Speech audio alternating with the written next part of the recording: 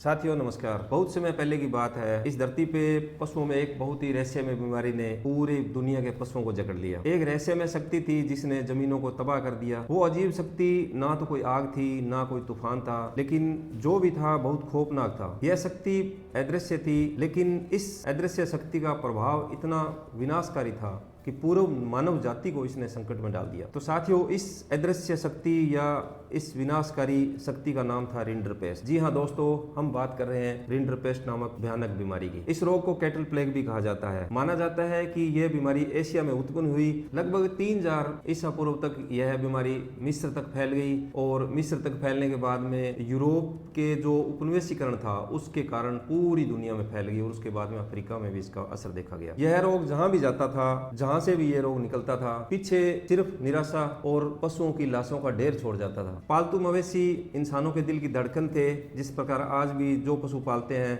पशु उनके दिल की धड़कन होते हैं, उसी प्रकार उस समय भी जो पालतू पशु थे उस अपने इंसानी बस्तियों की दिल की धड़कन होते थे। इंसानों ने अपने गोवंश को इसलिए पाला कि वो बड़े हो गए, उनके खेत को जोतेंगे, उनसे वो दूध लेंगे, उनसे वो घी प्राप्त करेंगे और अपने परिवार का पालन पोषण करेंगे। दुनिया के कई हिस्सों में जो गायें थी वो सिर्फ जानवर से कहीं अधिक थी। वो इंसानों के जीवन रेखा थे। यह चुपचाप शुरू हुआ एक गाय से, एक गाय के बाद में एक झुंड में, झुंड के बाद पूरे गाँव में और पूरे गाँव के बाद पूरी दुनिया में फैल गया। यह विनाशकारी रोग शुरू हुआ एक गाय में, जिसने धीरे धीरे खाना छोड़ दिया। उसकी आंखें फीकी पड़ गई और वो बैठ गई। इसके तुरंत बाद झुंड में अन्य पशु भी बीमार पड़ने लगे और बुखार की वजह से उनकी त्वचा तपने लगी और वे अब खड़े नहीं रह सके। उनके चारों ओर हवा में बीमारी की दुर्गंध फैल गई और किसान देख रहे थे कि किस प्रकार उनके पशु दर्द से तड़प रहे हैं। प्यार से पाले गए पशुओं की पूरी पीढ़ियां की पीढ़ियां एकाएक मरने लगी। यह बीमारी जंगल की आग की तरह फैल गई दोस्तों। एशिया से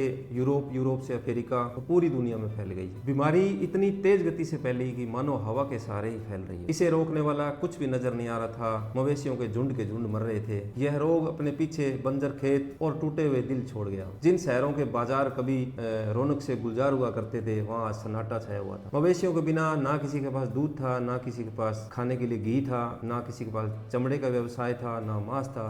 चारों तरफ भूखमरी थी और कई जगह पे अकाल पड़ने लगे। रिंडरपेस्ट का डर इतना भयानक था दोस्तों कि जब भी कोई अपने किसी भी पशु को बीमार देखता तो पूरे गांव वाले अपने पशुओं को बीमारी से बचाने के लिए दौड़ने लगे। लेकिन प्लेग की कोई सीमा नहीं थी दोस्तों। ना तो उसे किसी सरहद की परवाह थी, ना ही किसी नदी नाले की परवाह थी, न उसको किसी दरवाजे ने रोका, ना किसी दीवार ने रोका।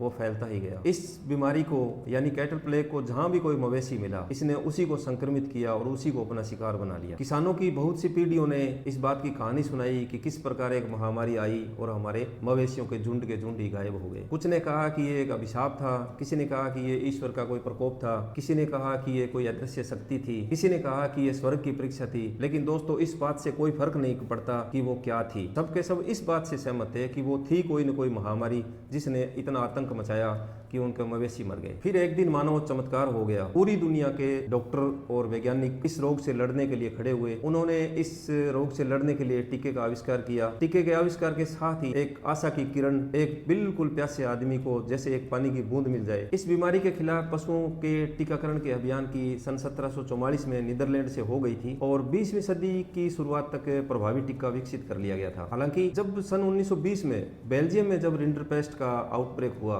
उसके बाद में वैक्सीन डेवलपमेंट में काफी गति आई। धीरे धीरे जैसे टिक्के पशुओं मवेशियों में लगते गए, रिंडरपेस्ट पीछे हटती गई। टिक्के के आविष्कार के बाद में रिंडरपेस्ट अब वो रहस्यमय शक्ति नहीं रही जो मवेशियों को मारने का दावा करता। अब कुछ ऐसा था जिससे लड़ा जा सकता था। आखिरकार वो दिन भी आ ही गया जब किसी गांव, किसी खेत और किसी किसान की, पूरी दुनिया की वो अंतिम गाय के रिंडरपेस्ट का टिक्का लगाया गया। उस समय ये लगा मानो पूरी दुनिया ने कोई जंग जीत ली हो। अब कोई मवेशी प्लेग की चपेट में नहीं आएगा। इस बीमारी के बुरे नतीजों के कारण ही सन 1924 में ऑफिस इंटरनेशनल डेस एपिजूटिस यानी OIE की स्थापना हुई, जो सन 2003 में विश्व पशु स्वास्थ्य संगठन बन गया, जिसका उद्देश्य अंतर्राष्ट्रीय स्तर पर पशुओं में आने वाली संक्रामक बीमारियों से लड़ना था। विश्व पशु स्वास्थ्य संगठन की अंतर्राष्ट्रीय समिति ने 25 मई 2006 को भारत को रिंडरपेस्ट से मुक्त घोषित कर दिया। 2001 में पहचाने गए रिंडरपेस्ट के अंतिम मामले के बाद विश्व पशु स्वास्थ्य संगठन ने सन 2011 में पूरी दुनिया को रिंडरपेस्ट से मुक्त घोषित कर दिया और यह मानव जाति धरती के लिए चेचक के बाद में ये दूसरी उपलब्धि थी जो किसी संक्रामक बीमारी को पूरी दुनिया को इससे संक्रमण से मुक्त घोषित किया गया हो। रिंडरपेस्ट एक समय ऐसा दैत्य था जो किसी को दिखाई नहीं दे रहा था और टीके के आविष्कार के बाद में वो पूरी दुनिया से एकाएक गायब हो गया और ये